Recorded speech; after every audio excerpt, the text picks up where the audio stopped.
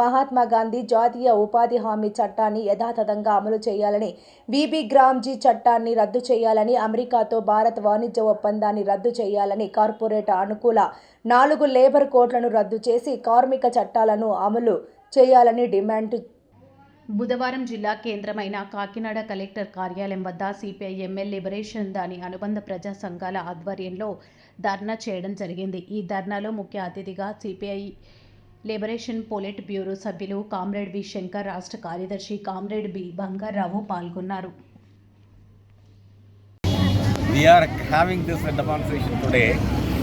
That is because the Modi government, NDA government, has already declared scrapping of MNREGA and the adoption of VB Gramji. We don't call it G-Ramji because Modi's plan is to make everyone to call it Ramji.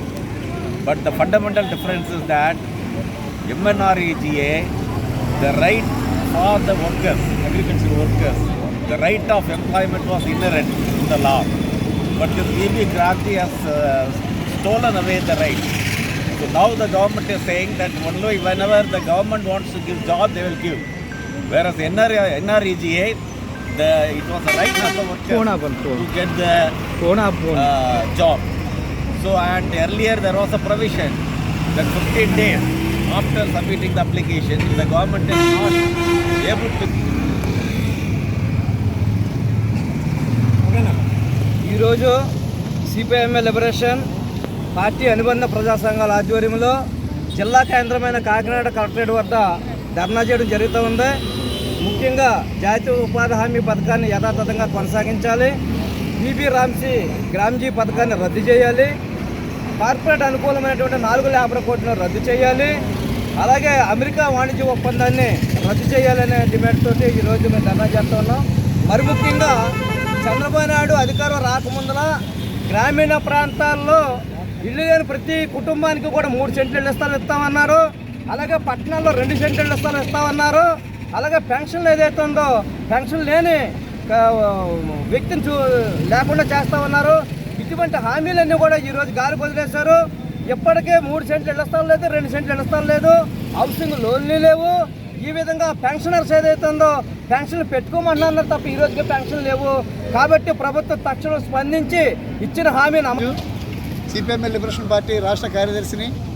మరి ఈరోజు ఈ ధర్నా ప్రధానంగా మరి మహాత్మా గాంధీ ఉపాధి పథకాన్ని యాజిటీగా కొనసాగించాలని, అలాగే గ్రామ్జీ పథకాన్ని ఏదైతే ఉందో రద్దు చేయాలని మేము కోరుతా ఉన్నాం. ఎందుకంటే వాళ్ళు కొత్తగా పెట్టినటువంటి చట్టంలో వాళ్ళు చూపించిన చోట పని చేయాలని తప్పించి వీళ్ళు ఎన్నుకున్నటువంటి చోట కాదు.